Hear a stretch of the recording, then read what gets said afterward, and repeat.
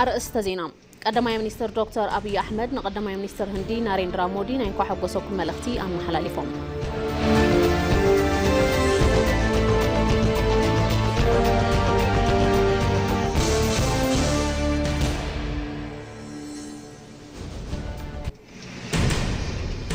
منغستي زبلصقت ኢትዮጵያን ወለዶን ምውራስ ሰኽሉ ፂታው ተግባራትና ወገነ ንቅድሚትና ሰንጎመ ይርከብ ክብሉ ምክትል ቀዳማይ ሚኒስትር ተመስገን ጥሩነህ ተዛሪቦ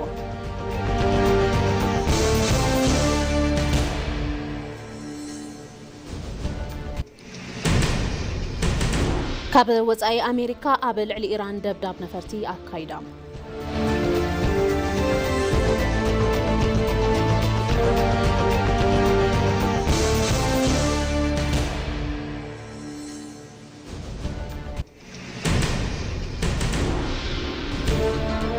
سلام تعنا هبلي كم يتمسيوز خبركم تملكتنا ساعة حدا خوينو ما أدزينها جميل لهم أدزينها نامرحكم نازريت بريو حبيركم كتأني حي فلما حصر زيناتات قدماء منستر دكتور أبي أحمد قدماء منستر هندي ناريندرا مودي نينكو حقوسكم ملختي أم حلالفهم ثم قدماء منستر أب محبرة ميديا إكس قطعم أبزم حلالفهم ملختي ناريندرا مودي أب تاريخ هندي ننوح وان زقلقلو مرحب مخانم نينكو حقوسكم ملختي قليز أملام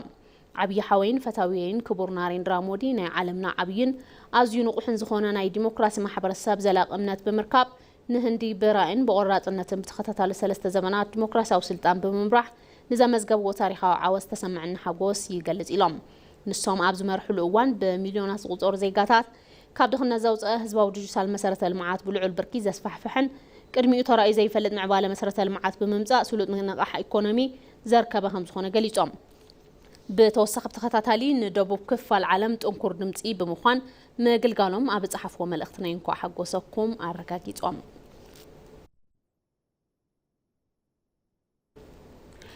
አዲስ አበባውን ዓለም ለኸ ኮንፈረንስ ማእከል ስሕበት ምዃና ተረጋግጽ ኣላ ክብላ ከንቲባ ኣዳነች አቤቤ ገሊጸን እተን ከንቲባ ምስ ሚኒስትር ጥዕና ዶክተር መቅደስ ዳባ ዋና ዳይሬክተር ማእከል ምቁፅጻርን ምክልኻልን ሕማማት አፍሪካ ሲዲሲ ዶክተር ጆን ካሲያን ዘተሳሊጸን ኣብቲ ዘተ ኣብ ወርሒ ሕዳር ኣብ ኣዲስ ኣበባ ዝካየድ ሓሙሻይ ጉባኤ ጥዕና ዓለም ትኹረት ዝገበረዮም ከንቲባ ኣዳነች አቤቤ ኣብ ተመሳሳሊ እዋን ኣዲስ ኣበባ ብምኽንያት ኣብ ዝሓለፉ ዓመታት ዝተሰርሑ ስራሕቲ መሰረተ ልምዓት ኣቀባብላ ነበርታ ከምኡውን ሰላማ ዘረጋገፀት ከተማ ብምዃና ዝተፈላለዩ ዓለም ለኸ ዋዕላታት ንምክያድን ምእንጋድን ምቹውቲ ከተማ ኮይና ምህላዋ ገሊፀን ኣብቲ ጉባኤ መራሕቲ ሃገራት ሚኒስትራት መራሕቲ ሕብረተሰብ ጥዕና ሓንፀፅቲ ፖሊሲ ተመራመርትን መዳርግቲ ኣካላትን ከምሳተፉ ሓቢረን ማድ ዜናኹም ኣብ ምክታል ትርከቡ ብዝርዝር ናብ ዝሓረናዮም ጉዳያት ክንሓልፍ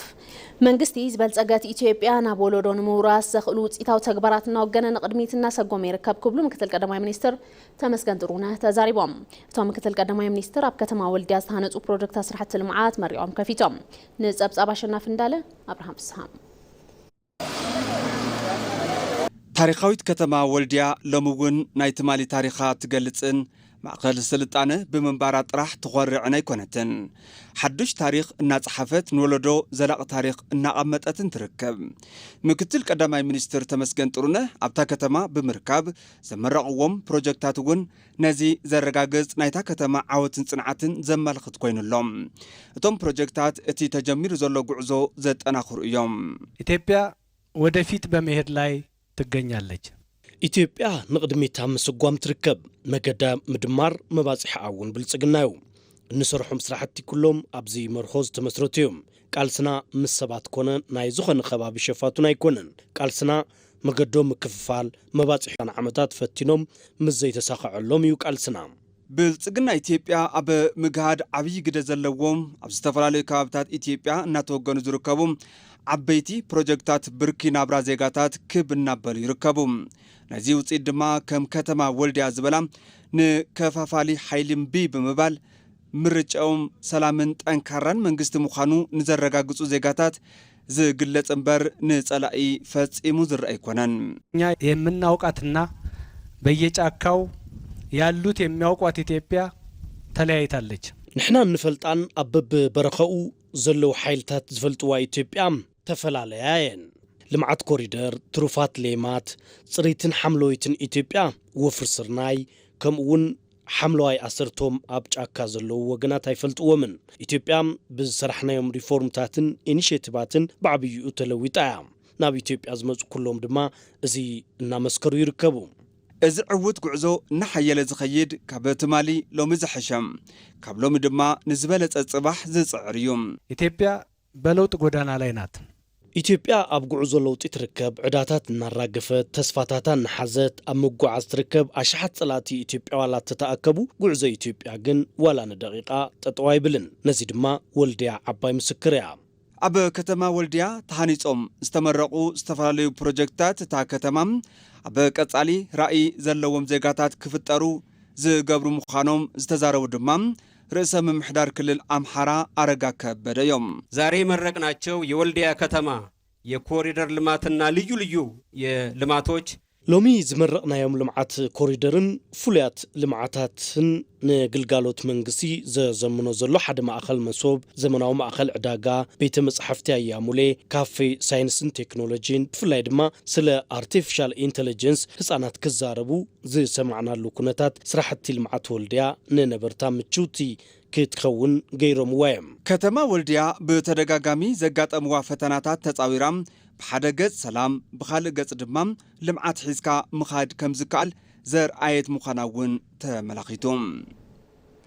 ኢትዮጵያ ኣብ ዝሓለፉ 7 ዓመታት ኣብ መርሃ ግብሪ ሓምለ ኣሰር መላ ዓለም ከም ኣብነት ከልዕሎ ዝኽእል ታሪኽ ተሃድሶ ተፈጥሮ መጽሓፍ ዝኻለት ሃገር እያ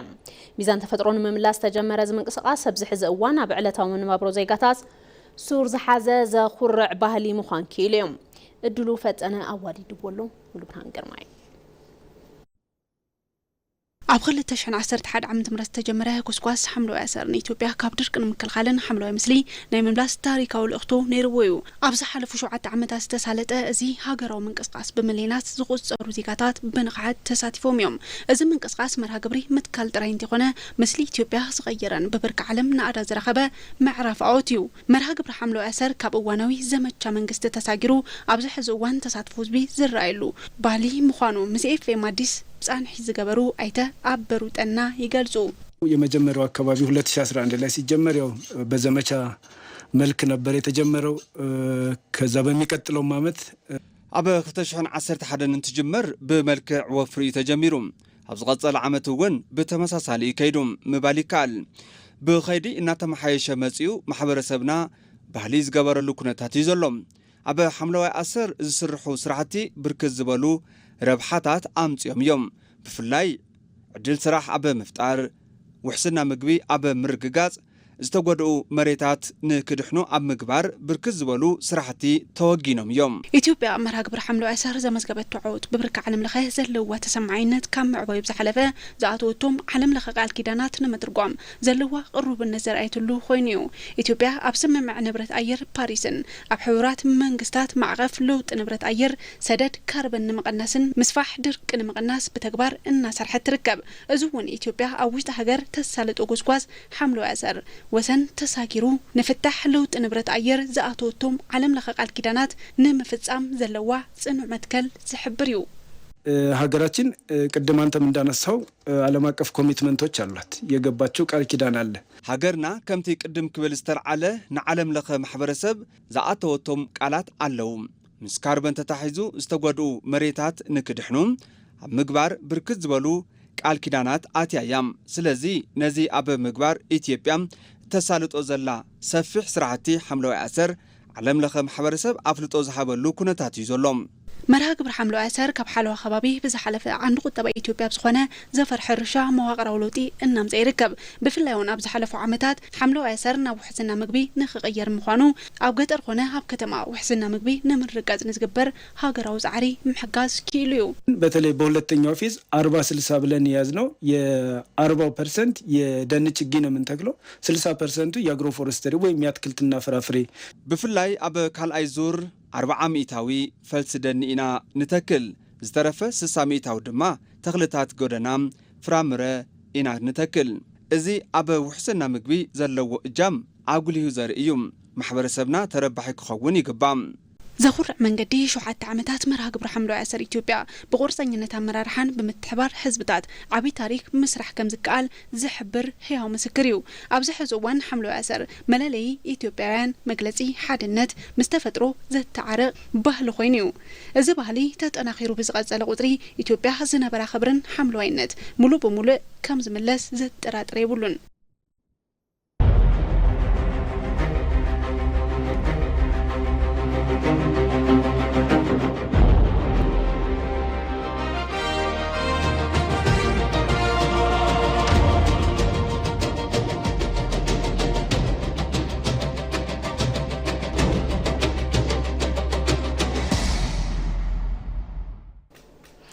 مرصا حنت هاجر سلامون ديمقراسيون كوينو مززامو سلطان كاب مدلدال نلعلي زم حلالفو عبي ملخت اللوم بفلاي دما كم إثيوبيا زبلا حلخلاخ زوباون هاجران بدوتا زلون هاجرات مرصا مبصري سلاماو سغغر سلطان درح زيكونس اب دحري هلونا هاجر زتعلم شرحتات مفشل غشاونيو نصبصاب نصانت فقرو ጌታቸው አለሙ ካብዋዚማት مرصا جميرو ببعدين بانداتاتن زخنا افراسي صبصاب ደጋግሙ ይውዛዕ ነይሩም ኢትዮጵያ መረጻ መካድ አይትኸልን ዝብል ውስጥ ላይ ያሉት የተለያዩ አካላት አበ ውስጥ ዘለው ዝተፈራለ አካላት ግን ፖለቲካው ድሌቶምን ከምዚ አይነት ገጽታታትን ዘየድሊ ፖለቲካው ድሌተይ አይሳኽዕለይን ኢሎም ንዝኣምኑ አካላት ብጭቡጥ ደካማ ጎኖም ኢትዮጵያውያን አምንታይ ምዃኑ ዝሰርሕሉ ግዜ እዩ ኢልና ንኣምን እዚ አካይዳ ስኢሉ ዝመጸ ዘይኮነስ ብባዕሉ ድኹምን بقللو زيد داخمن أبدليت حيلتات وصعيد زشكركر تأزاز سرعة مفتار أبقم تأتيوز تسرح السلطة وكاي دامبر يمن نور بتكاتنا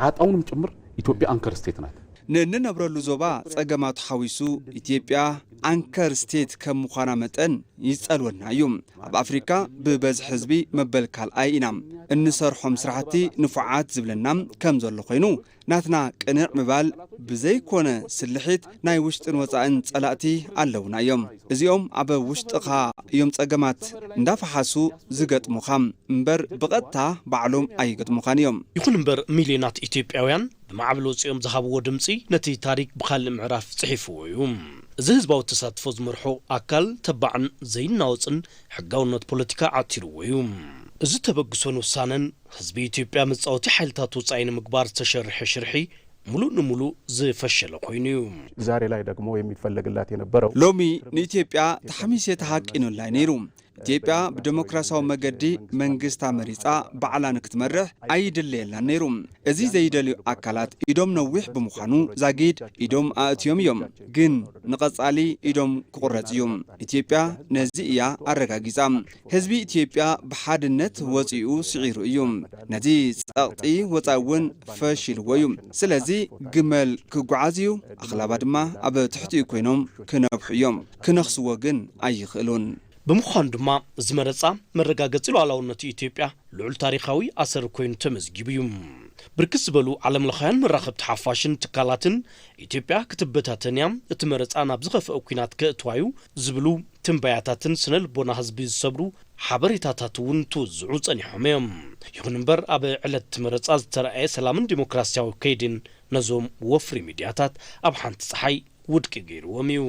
ጥላቻ ትርክት ኮትናት ከትናንት ወዳ ሲፈጥሩልን ትማሊ በቅድም ትማሊ ምዕራባውያን ተረኽ ጽልኢት እንትፈጥሩና ብናይ በዓልና መልሓስ ብደቅና ኢትዮጵያውያን ተጠቂሞም ረብሓ ብምርአይን ብዝተፈላለዩ መታለሊ ብምትላል ኢትዮጵያ ንምሕማስ ዝጥቀምሉ ዝነበሩ መሳርሒ ብምባሩ ዝተለመደን ዝፈሸለን መሳርሒ ኮይኑ እዩ ሕዚም ብሚድያ ሰባት ፕሮፓጋንዳ እንዳነዝሑ ሰባት ብምውዳእ ሰባት ሙግናጽ ንሰንሳትና ሙግናጽ ንሕና ኢትዮጵያውያን ሃይማኖት አይፈልየናን ብሔር አይፈልየናን ዝማዕበላ ሃገራት ዘምጽኦ ፕሮፓጋንዳ ሃገርና ከፍርስሉ አይግባእን ቅልጽምና ክነጠንክርን ምስራሕ ዝግበአና ነገር ክንሰርሕን ሓድነትና ክነጠናክር ይግባም ሓይልታት ወጻኢ ንዕጡቃት ውሽጢ ዓዲ ብገንዘብን ዕጥቅን ብምሕጋዝ ኢትዮጵያን ምድኻም ዝኸፈትዎ ኩናት ገሃድት ተይኮነም ሕቶታት ፖለቲካን ድሌታት ለውጥን ምምላስ ዝከኣል ብብረት ዘይኮነስ ብካርድ ዲሞክራሲያዊ መረጻ ጥራዩ ህዝቢ ግን ንኩሎም ከፈሽሎም ክኢሉም በአብዛኛው በማደግ ላይ ባሉ ሀገሮች ምርጫ ማለት መብዛሕቱ አበ ምምዕባል ዝርከባ ሃገራት መረፃ ማለት ምስ ጎንፂ ተሓዝዮም ወላ አበ ዝማዕበለ ሃገራት ንአሜሪካ ምዝካር ይከኣልዮም አበ ድሕሪ ሓቂ ስለ ዘለና ሕድሕድ ሰብ አበ ኢዱ ስልክ ኣለዎም ዝፅሕፉልና ሰባት አዲስ አበባ ይሃሉ አበ ታሪኻዊ ጸላእቲ ኢትዮጵያ ሃገራት ይንበሩ ኣይንፈልጥን ሽሞም ናትና ጣጣውን ናብዚ እዩ ዝስንጎየልና ኢትዮጵያ መረፃ ብሰላም ምዝዛማ ኣብ ከይዲ ዝተበድሁ ካብ መረፃ ብተወሳኺ ዝተሸርሑ ስልታዊ ሽርሕታት ሙሉእ ንሙሉእ ክተፈሽሎም ገይርዋ እዩ እዚ ዓወት ኢትዮጵያ ካብ ዝነበረትሉ ፖለቲካዊ ወጥሪ ወፂኣ ናብ ልምዓትን ዞባዊ ፀቕጢ ፈጣርነትን ንክትሰጋገር ፖለቲካዊ ልዕልና ዝሃበ ኢሉ እውን ትካላዊ ጥንካረ ኮይኑ ኣብ መዝገበ ታሪክ ሰፊሩ እዩ أب صباح شوعي حفشاو مرصا سعري أكل سلام هاجرن سنة ممحدارن مسرح زجمر اللوانيوم زي تمرصا منغستون أب بوليس وصاي بزغبا خسرح خمزه لو يقلص ميرون برتا زواددتو صبصاب دهاب ياسين مرصا اتناي موداتا معرف مرأيا ديمقراسي كونن እኳዳስ ፖሊሲታት ናብ ተግባር በመቅያር ናብራ ዜጋታት ንምልዋጥ ዝግበር ፈላማይ ብርክነው ይሕጉዕ ዞምበር ዓወት መረፃ ፖሊሲ እቲ ሰዓራይ ፓርቲ ካብ ምፍላጥ በዝሓለፈ ሓደራ ድምጽ ህዝቢ በሓላፍነት ዝዋጸሉ ኩለ መዳያው ምድላዋትን በቕዓትን ዝሓትት እዩ ሕዝን ርከበሉ ጽባሕ ሻውዓይ ሓፈሻው መረፃ እቲ ሰዓራይ አካል ህዝቢ ብኻርዱ ዝሃቡ ሓደራ ተረኪቡ ንምጽናዕ ሃገርን ንብሔራዊ ረብሓ ብጽንዓት ደው ክብለሉ ዝግባእ ወሳኒ ምዕራፍ ታሪኽ እዩ አንድ ሀገር ብሔራዊ ረብሓ ሓንቲ ሃገር ኣይቅየርን ቋሚዩ ስለዝኾነ ኣብዚ ጠመተ ብምግባር ንዝመረፀ ኾነ ንዘይ መረፀ ንኩሉ ብዝኣተወ ቃል መሰረት ከገልግል ኣለዎ ብተወሳኺ ተቐያያሪን ዝኾነ ፖለቲካ ዓለም ፀጥታ ኢኮኖሚ ዝበሉ ጉዳያት ብዘገናዘበ መልክዕ ንኢትዮጵያ ብዝምጥን ኩነታት ክመርሑ ኣለዎም ታሪካዊ ዳም ጭምር ነው ያለበት ታሪኻዊ ዕዳውን እዩ ዘለዎም ነዚ ብዝግባእ መንግስቲ ካብ መዋቕርን አሰላለፋን ጀሚሩ በሰላም ዝንበረሉ ሰላም ዝዝመረሉ ሀገር ምግባር ግዴታ መንግስትን ሓለፍቲ ሀገርን እዩ ኢለ የዝአምን ካልአይ ሰናይ ምምሕዳር ኣብ ኢትዮጵያ ጸገም ሰናይ ምምሕዳር በተደጋጋሚ ብዙሕ ግዜ 3-4 መንግስታት ቀይሩ እዩ ብሕታዊ ምክንያት እኳ እንተዘይኮነ እቲ ሓደ ልዑል ጸገም ኮይኑ ኣብ ኢትዮጵያ ጸኒሑ እዩ ብምዃኑ ጸገም ህዝቢ ናይ ምፍታሕ ሓላፍነት ኣለዎ ኢለ ዝሓስብ بمرص مسعر مالت اتسعر بارتي زغربو ممحايش مواقر ايكونومي استراتيجين دحن سيغاتات إلوون سرعت فتح هنصت حسابات ملو فقاد حزبي كم زرخبه مرغاغصيو ኢትዮጵያ ኣብዚ ሕዚ እዋን ካብ ውሽጣዊ ጉዳያት ብዘይንእስ ናይ ደግ ሕቶታት ቀልጥፉን ስልታዊ ምላሽ ክረኽብሉ ኣብ ዝግባእ ታሪኻዊ ምዕራፍ ትርከብ ብምዃኑ እውን ተመራፂ መንግስቲ ብሔራዊ ረብሓ ሓንቲ ሃገር ካብ ምኽባር አንጻር ኣብ ፖሊሲ ወጻኢ ጠንኪሩ ክሰርሕ ይግባእ ብዙ አተናል ብዙሕ ነገር ሲኢና ኢና እንድሕሪት ምትራፍ ጥራሕ ዘይኮነስ ብዙሓት ነገራት ኢና ሲኢና ክንምልሶም ዝግቡእና ዘይተልዓሉ ሕቶታት ኣለዉ ዘየልማዕናዮም አጀንዳታት እንልዕለሉ ሕቶታት ንምፍታሕ ንኸደሉ ክኸውን ኣለዎም ተዘይኮይኑ ሓድሽ ስርዓት ዓለም ንቐጻሊ ንዓና ዝውሕጥ እምበር ንሕና ከም ካልኦት ሉዓላዊት ሃገራት ዓቕሚ ተሰማዕነትን ተዛታይነትን ክንረክብ ኣይንኽእልን ልዕሊ ኩሉ ድማ ምቅልጣፍ የድሊ ዓለም ብጣዕሚ ቀልጢፋ እያ ንሕና ኣብ ኣህጉር ኣብ ዓለም ዘሎ ጽዕንቶ ንምሽካም ዘኽእል ኩለ መድያዊ መትከል ክህልወና ይግባም እዚ ክህልወና ድማ መንግስቲ እቲ ልዑል ብጽሒት ይወስድ ትልቁ ነገር የህዝብንና የፓርቲውን ፍላጎት ማቀራረብ ትዛዕበየ ጉዳይ ድሌት ህዝብን ፓርቲን መቀራረቢው ሓደ ምግባር እኳ ተዘይተኻለ ቀልቢ ህዝቢ ንምስሓብ ንቐጻሊ ልዕልና ኢትዮጵያ ብዝበለጸ ንምርግጋጽ ሓደ ኣብ ቃልኩም እሙናት ኮይንኩም ምርካብ ክልተም ጥቕሚ ኢትዮጵያ ምቕዳም ሳልሳይ ናይ ባዕልኩም ናይ ውድብኩም ጥቕሚ ንምሕላው ንህዝቢ መስዋዕቲ ዘይምግባር ኣብ ሓንቲ ሃገር ኣብ ዝሰለጥ ዲሞክራሲያዊ መረፃ ትክክለኛ ሰዓራይ ድምፂ ህዝቢ ዝረኸበ ፓርቲ ጥራሕ ኣይኮነን እቲ ቀንዲ ሰዓራይ ዲሞክራሲ ብመረፃ ህዝቢ ዝሰፈነሉ ሃገር እዩ ስለዝኾነ ሰዓራይ ፓርቲ ዝዓበየ ድሌት ሃገር بمقدام نهاجر أبز تقمو استراتيجيكاوي بوليسيتات مستنحنحتي بارتتات بحبار بمسرح سعراين نتو بتكبار كصنعوا يقبع يتشنفهم يشنفوا بتلقون مترش على اشنافوا ايثيوبيانات زتسعر خونه زسعر بارتي اموداتا سعريت ايثيوبيا زبل لعل املخختا حيزوم كمصو يقبع مسعرت كوينوم بارلاما قوا تزياتو ابزلولو محبرسب بمقان حزبي ማእኸል ተገይሩ ኣብ ቀጻሊ ስለ ዝምረጽ ምስቶም ዘሰዓሩ ሓቢርካ ምስላፍ ጅግንነት እዩ ን21 ክፍለ ዘበን ዝምጥን እውን እዚ እዩ ድልኝነት ነው አገር ማገልገል ሃገር ምግልጋል ሰናይ ስራሕ እዩ ዝብል ሓሳብ ሞራል ልዕልና ዘለዎም ዜጋታት መዋቅር መንግስቲ ተዝሕዙ ዝገለጽናዮም ሓሳባት ኩሎም ምፍታሕ ምቀለለም መራሒን ትትከውን ዘይከኣል ነገር የለን ምክንያቱ መራሒ ኣብ ኢዱ ብዙሓት ነገራት ስለ ዘሎም ስለ ዝኾነቲ ቀንዲ መራሒ ድማ ራእይ መዋቅር ሜላ ኣፈጻጽማን ክትትልን ወሳኒ እዩ ጽባሕ መረጻ መብሰር ዓወት ጥራሕ ዘይኮነስ መፈለምታ ስራሕን ሓላፍነትን እውን እዩ እቲ ሰዓራይ ኣካል ነዚ ታሪኻዊ ሓላፍነት ብዝግባእ ብምውፃእ ዜጋታት ዝኸርዑላ ኣብ መድረኽ ዓለም ክብርን ብሄራዊ ረብሓን ዝሓለወት ክብርቲ ኢትዮጵያ ናይ ምርካብ ገዛዕዩ ብቆራጽነት ክሰርሕ ትጽቢት ይግበረሉ ክሳብ ሕዚ 24 መረጻ ክልላት ውጽኢት ምጽዳኡ ሃገራዊ ቦርድ መረጻ ኣፍሊጦም ሸውዓይ ሓፈሻዊ መረጻ ዝተኻየደሎም 24 መረጻ ክልላት ውጽኢት ኣጽዲቑ ኢሉ ሃገራዊ ቦርድ መረጻ ኢትዮጵያ ኣካቢት ሃገራዊ ቦርድ መረጻ ኢትዮጵያ ሜላት ወርቂ ኃይሉ ሎም ኣብዝሃቦ መግለጺ ብዘይካ ኣብ ክልተ መረጻ ክልላት ኣብ ኩለን ጣብያታት መረጻ ውጽኢት ከም ዝተለጠፍ ሓቢራን ኣብ 24 ጉንበት 2018 ኣብ ዝተኻየደ ሸውዓይ ሓፈሻዊ መረጻ كيد مدماز كاب مززام أتحيزو وتسيئت مرزا طاوياتاتن مرزا خلاتن ناي مزرنا في سراح قد سأل مخانو قليزان بزي مسارات بورد اب 24 مرزا خلات وتسيئت بايتو كالتهزبتاتن كللاو بيت مخرتاتن كم تصدق فليتوم زوم مرزا خلات اب كلات أورميا أمحاران غامبيلان كم زركبو تقليزيوم ኢትዮጵያ ዕውት መረጻ በመካዳ ቪየትናም ናይ እንኳዕ ደስ በለኩም መልእክቲ አም ሓላሊፋም ኢትዮጵያ ዕውት መበል ሸውዓይ ሓፈሻዊ መረጻ በመካዳ ቪየትናም ናይ እንኳዕ ደስ በለኩም መልእክቲ አም ሓላሊፋም ምክትል ሚኒስትር ጉዳያት ወጻኢ ቪየትናም ሌ አንቱዋን ኣብ ዘመሓላለፎም መልእክቲ ኢትዮጵያ መበል ሸውዓይ ሓፈሻዊ መረጻ ሓቋፊ ሰላማዊ ተኣማንን ዲሞክራሲያውን ብዝኾነ መንገዲ ኣካይዳ ኢሎም እቲ መረጻ ዕውት ኮይኑ ብምዛም ንመንግስትን ህዝብን ኢትዮጵያ ናይ እንኳዕ ሓጎሰኩም መልእክቲ ኣብ መሓላሊፎም በሚልዮናት ዝቁጸሩ ዜጋታት ኣብቲ መረጻ ንቑሕ ተሳትፎም ራእዮም ኣብ ኢትዮጵያ ናማዕበለ ዝመጸ ዲሞክራሲ ብግልጺ ዘርኢ ከም ዝኾነ ኣብሪሆም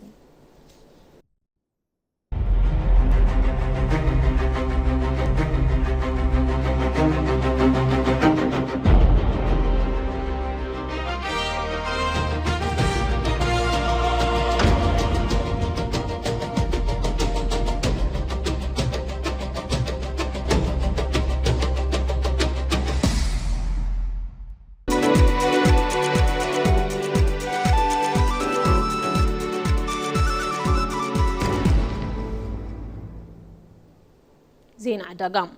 بانك نقدي إثيوبيا لعلى 500 شح كاب ولدنا عماويل ناب سرعة فاينانس نمتاو زاخل غوسكواس أجاميروم بانك نقدي إثيوبيا لعلى 500 شح كاب ولدنا عماويل ناب سرعة فاينانس نمتاو زاخل غوسكواس أجاميرلهم لسه بانكي حقافي قلقالوت بانك نخلو بزبل مري حساب مسا هيمانتاو امنات حزرات جنزابن تأقم تبت حنتن سزامده كاب سرع سرعات بانك وصائي زخونو زيغاتات تربحت زقبر هاقراو غوسكواسيو لومي أجاميرو زلهم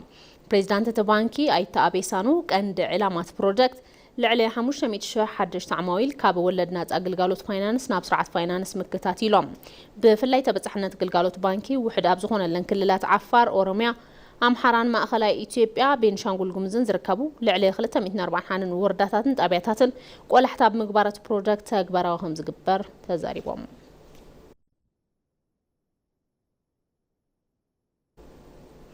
ميدروك إنفستمنت جروبن عالم لخا كوربوريشن فاينانسن سند سممعنات لقاح 80 مليون دولار تفراري مام أبس ممعنات وانا فتزا مسرح ميدروك إنفستمنت جروب جمال أحمدن مكتل بريزيدانت عالم لخا كوربوريشن فاينانس قرن أفريقيا إثيوبيا استفران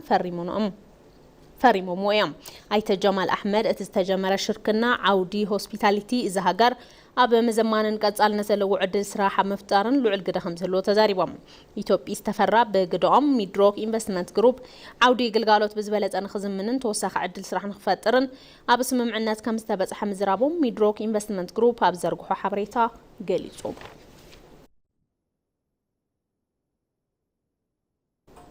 زينو تايم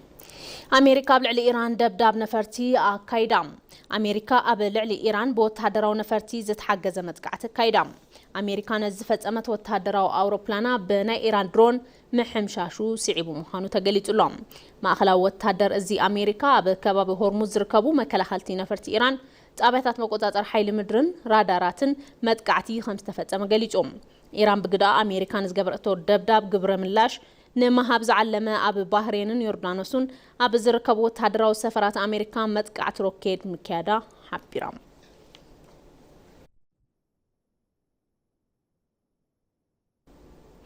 ماد زينا قدم مززامو عندنا بتاسينا قدم مينستر دكتور أبي أحمد نقدم مينستر هندي ناريندرا مودي نينكو حقوسكم ملختي أم حلاليفو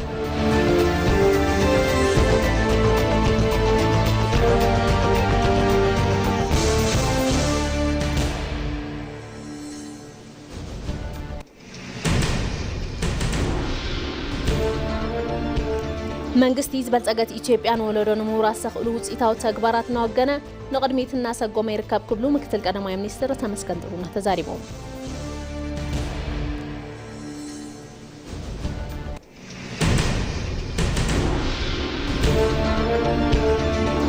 ካብ ወፃኢ ኣሜሪካ ኣብ ልዕሊ ኢራን ደብዳብ ነፈርቲ ኣካይዳ لتوم أرزينا استخدمتكم مونيرو نسلم كتالكم يمسكن مع زينا نمرحنا زريت بريو حبيركم زانيحة بروح بشات